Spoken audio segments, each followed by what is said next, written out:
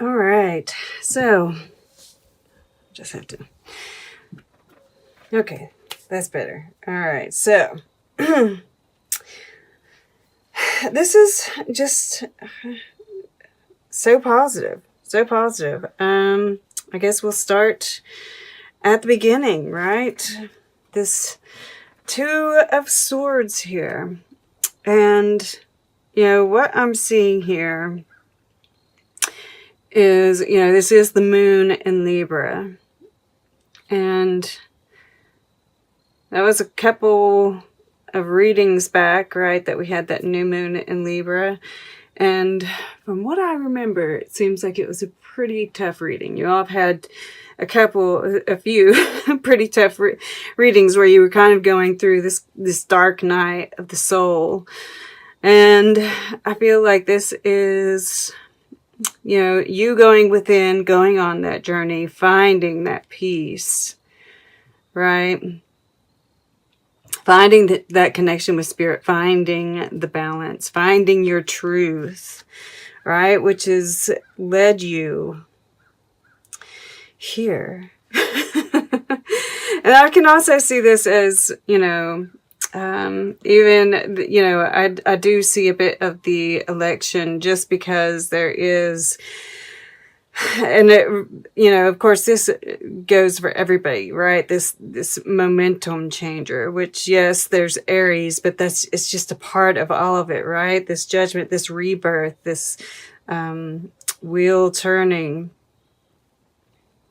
this change in power, right? I definitely see that. And this knowledge that you have that, this is all part of destiny, right? We've got Wheel of Fortune and the Fates here. And knowing through this, right, this plays into it. This time, this passage that you went through was all, building this strength, right? Letting you had the strength that you can get through anything. You can move, and this is with magnificent grace. So, that's that connection with spirit that we see in this I Am Presence card. This awakening. Because with this Judgment card here in the air element, we'll go ahead and talk about this as well, right? This is like the first week, basically. And this feeling of, thinking about the rebirth, right? I also feel like, looking towards the future, having this, knowing that the ships are coming in, this very positive energy. But this is Pluto and this is Jupiter. And we have that Pluto-Jupiter conjunction happening during that first week as well. So that's definitely, and that's bringing you that rebirth, right? That's why Pluto is, it has to do with Scorpio, right? The death and the rebirth. So it's bringing you a present. With this Capricorn energy, right? It's happening in Capricorn too, so that's interesting. But, I do have to say, with it touching this Two of Swords here, I do think, and this, take your solo, but give others their moment too, that there's this sense, a warning not to be too righteous, right? Not to cast judgment on others. We've all been kind of, on both sides, I'm not saying everybody. There are, very few of us really that haven't been kind of brainwashed in some sort of way. I even see it like in other countries, right? They have this, I don't know what it is. It's just, it's strange and unusual, and I'm trying not to be judgmental of it, right? And it's easy for us to. So I feel like that's just kind of, yes, it's like, you're right. But, everybody has their own truth, right? So let them kind of work out, they're on their own path. Let them walk it. Don't cast judgment on them. They're just in a different part. Just as, we're all going to be we've all been a certain age, and hopefully we'll all be a certain age, right? So not to be like ageist, right? We can't be pathist. I don't know if that's a word. I'm making it up. We're all on different parts of our journey. So try not to be judgmental. And not to say that anybody is. I just felt the need to say that. But yeah, just seems to be, looking forward to the future, being able to feel the future. And it plays into over here as well. And, I just feel like there's some kind of gift that's being presented here. Whether this is just pure energy, just feeling, the energy of the time and just the positivity of it, right? This happy with the Queen of Pentacles, right? I feel like she's holding this pinnacle. She's holding this star. This looks very much like a pinnacle. This could, there's just this creation energy that seems to be here. And the Yang is about action. But I don't necessarily, if there's action being taken, I don't feel like it's major. I feel like it's smaller steps, right? Like the active waiting. But who knows, right? Who knows? There is this sense of love coming in. The masculine, the Ace of Cups here. This is my divine masculine here, the supreme love, happy, right? The Hierophant in the water element, which is our emotions. This is a commitment here. This is a new love. I really can't help but feel that way. Yeah, you all had, your wish came true last time, right? Oh, yeah. It's coming back to me now. So, yeah, you're the divine feminine here. Really, feeling that connection and that, of something growing, this abundance, this fertility, really just attracting things to you, because we have 17 breaks down to 8, 26 breaks down to 8. So we've got 3 8s right here in this middle place, plus Jupiter. Abundance is definitely coming in. We've got 2 1s, 2 2s, 2 3s. We have these actually 3 1s. The 10 breaks down to a 1. We've got these 3 1s right here. 3 1s. All right, there might be 3 blessings coming in, because we've got 3 8s too. Yeah. Things do tend to happen in 3s, right? This is a 3 as well.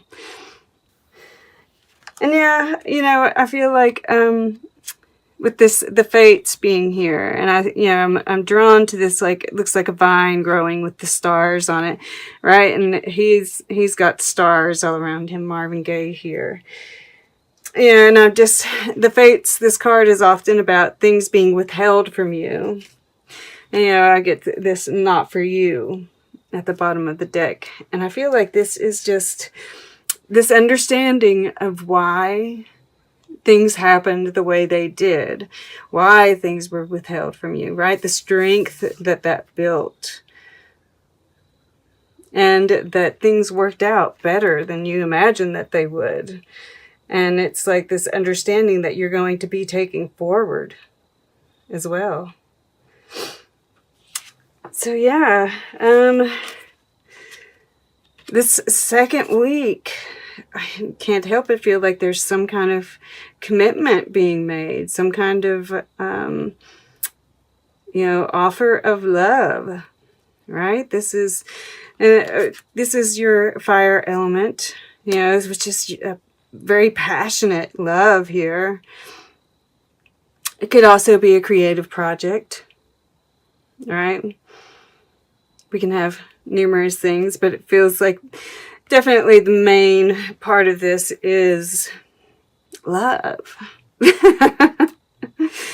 And this is commitment to the path. This is that shift, right? And this is that stability in the shift, right? Being able to, you're staying solid regardless of what emotions might be stirring up.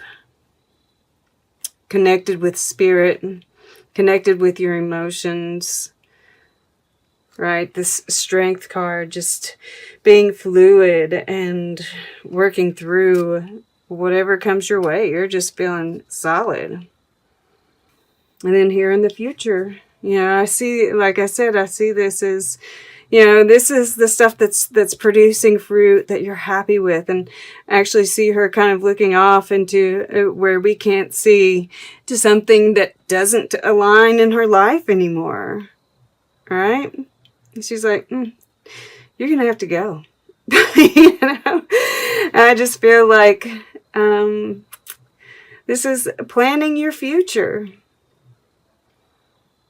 And yes, aligning things, what aligns, taking stock of your life, what aligns, what doesn't. This is part of the rest of probably this year, for the most part, is going to be, what have I learned? What fits? What doesn't? What do I need to work on? What needs to go? Right? It's been a repeating theme. But yeah, look at this line right here. Judgment, Wheel of Fortune, the Hierophant. This is connected with that masculine energy. This is a second chance, right? A rebirth. Things really moving in your direction. And I feel like this is love. This is your path, right? This is like huge. This is applied to even your career, right? That this is which could be as a spiritual teacher of some sort. Yeah.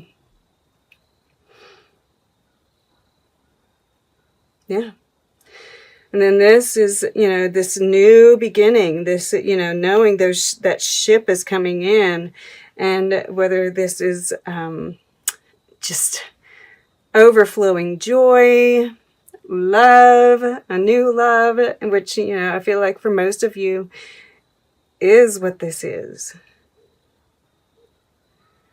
And you're just, you're just feeling good, and you're just letting it all come to you. You're just, using this beautiful mind, right? Judgment being in the air energy is just, really gorgeous. Yes, touching Libra here, just as it can be a little, self-righteous. But, as long as we're aware that it can go there, right? I don't really get that much. But, this is really, being connected, right? All of this energy is flowing down into her from the heavens. And she's also very grounded. And yeah, just beautiful abundance coming to you. And staying, this staying grounded, staying present, right? Find beauty in the unexpected. And the Wheel of Fortune is the unexpected, right? There are probably some surprises that are coming in with this Wheel of Fortune. And it's like, like I said, I feel like there are 3 blessings coming in for you guys. It's beautiful. Okay. Let's go ahead and get... I could keep on talking about it, but we'll just we'll just do this. We do have everything, because I was going to say that there wasn't any air, but we have air in the past, and the Wheel of Fortune has all 4 elements represented. So it's super balanced. That's right in the center here.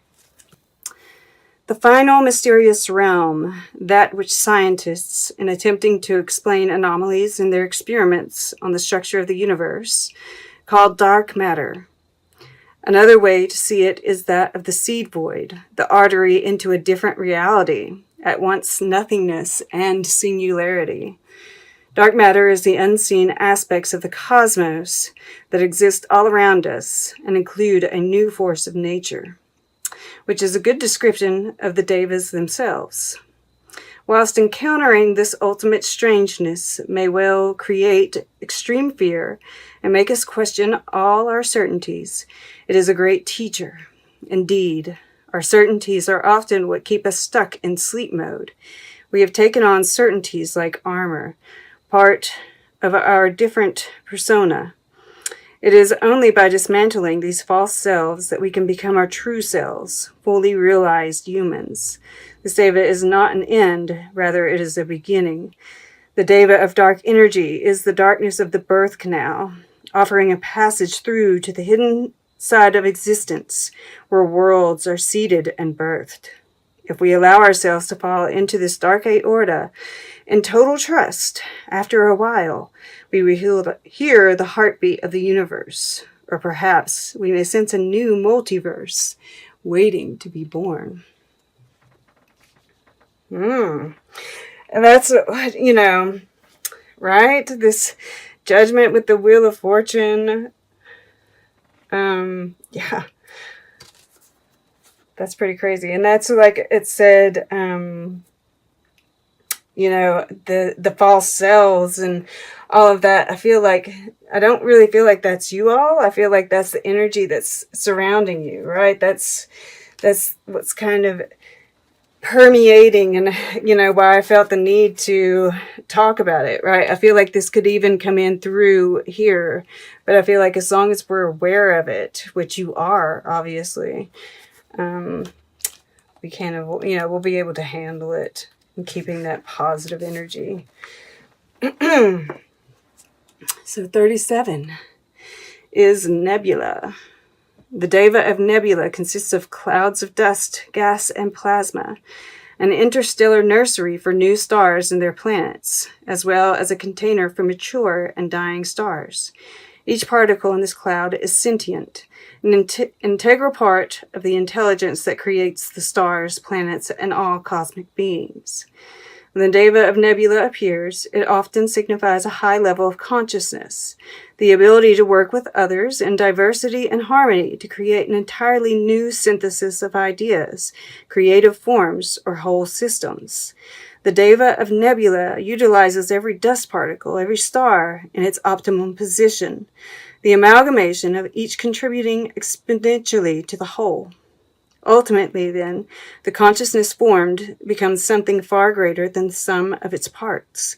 The deva applies particularly to the people today who are awakening to another level of reality, where, instead of contracting from fear, as we often do, they live in a constant state of openness. It is a state of joy, of living from the heart, constantly giving out, sharing, and feeling vibrant and alive. It is, in fact, a state of illumination. Yeah. So, that's you. That's what, this is this Hierophant. This is like you helping move people through this energy. And all you have to do is be you. That's beautiful. All right.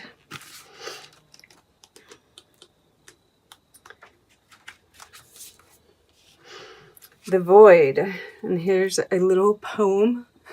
I want you to look at this dark black void. I am the infinite deep, in whom all the worlds appear to rise. Beyond all form, forever still, so am I. The different chapters of the creation story begin with the energies that comprise divinity. The first, and almost impossible for us to imagine, is the void, the zero. Before anything else, the void was, is, and will be. The void is absolute zero, chaos forming all possibilities. The void is inside and outside everything, the vacuum or nothingness between all physical manifestations. This is the 0 point. The void challenges us to empty ourselves, to allow ourselves to experience non-being. In our normal state, we constantly strive and rush, muse and worry, talk and laugh, though how rarely do we talk about anything important. Here in the void, we can let go of thoughts, consciousness, mind itself. In the void, we encounter the simultaneous paradox of non-existence and infinite possibility. All right, so these are talking about how to best move through, and they're sitting under the 7 of Pentacles, this period of time, right? This in between worlds, because this also talks about getting out into nature, right? Out into the fresh air. I'll read it. This one's not very long either. This one's like this one. Floating feather-light on the breeze, the deva of air is essential for life. It offers us freedom, liberation from cares, and the ability to use our amazing minds to think and communicate. When the deva of air appears in a reading, it is a reminder of freedom, to breathe, to laugh. We often become bogged down in stale situations, stuck in our air-conditioned offices, mired in unfulfilling lives. The deva points out that a couple of hours of real air will revive us, blow away the cobwebs, and allow us to think more clearly. Recall the adventure of being a child and the ease of living. Go out, run up a hill, fly a kite, find the long, long dances, and remember how good life can be. So yeah, staying present. This is also that breath work like I was talking about in the beginning, right? And the void often reminds me of Yoga Nidra, which is the kind of meditation like Spirit wants me to do it. If I skip a day, it's like the next day they have cards everywhere saying, go into the void. So if you're interested, look up Yoga Nidra. You might already be practicing, and this is just a reminder. I've started doing that 5 minutes of alternate nostril breathing every day, and it's really helped a lot. And yeah, I feel like these underlying energies are just, this is the shadow. And in that card, it talks about, I want to make sure I'm pretty sure it's the shadow. Yeah. Yeah, it talks about human nature and what, I feel like this is what's around us, but also this compassion, right? This blue, hi, honey. This blue, compassionate love, right? That's permeating here. Having compassion for those who are going through it, right? I feel like this is trying to see different points of view. And yeah, I mean, just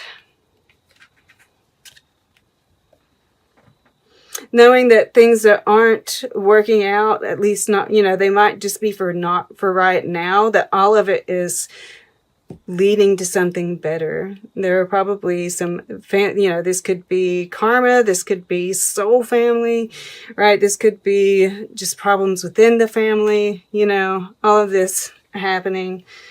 But it's ultimately leading to a better place for all of us, right? This return to harmony. This is justice, right? But also, here we have Artemisia Gentileschi, History has your back. Society stabs you in it. Use your talent like a weapon. Don't let convention confine you.